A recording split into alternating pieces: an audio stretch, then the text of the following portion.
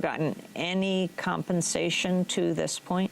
No, there's no compensation, and right now they're getting ready to finish up the bankruptcy, and the individuals may get $3,000 or $4,000, which doesn't even cover a year's supply of medication.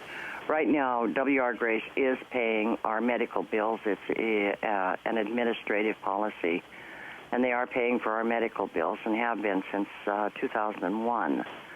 But that can stop at any time, and that was sort of a goodwill gesture. I'm not sure why it was even enacted. But it has enabled people to have a little more quality of life, to afford the medication. My husband's medication and mine combined probably is about $500 a month, simply for the medication to be able to breathe and to have somewhat of an active life. But there, and again, my biggest concern is because the latency period, I wasn't diagnosed until I was 58 years old, which is really a long latency period considering. But for the children and the grandchildren, 20 or 40 years down the line, I want to see something set up that these people will be taken care of, and I have worked diligently and pushed for research to stop the effects of this fiber in the body, and this is one of the good things that has come of this, is there's a lot of research going on, but still mesothelioma is literally a death sentence. You have 6 weeks to 2 years to live when you're diagnosed.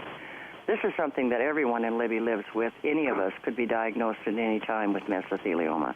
There is no cure. There is nothing to slow it down, and because of this fiber. And we do have the highest rate of mesothelioma in the United States right here in Libby, Montana. And this is a disease so rare that 10 years ago it was like 1 in 100,000 people would develop the disease. And there's roughly only 900,000 people living in the state of Montana, and we've had 20 mesothelioma deaths in 20 years here.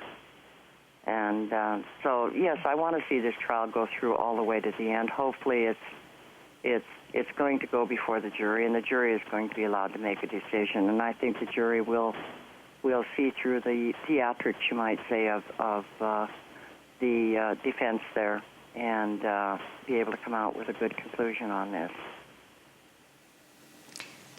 Gayla Benefield, I want to thank you very much for being with us, activist and advocate for victims of asbestos exposure for many years. She was one of the first residents in Libby, Montana to begin to raise awareness about the issue, help the story get national attention. Both her parents died from exposure to asbestos. She and her husband both have the disease. 30 members of her extended family have been affected. She was talking to us on the phone from Libby. We're in Missoula, where this historic trial is taking place.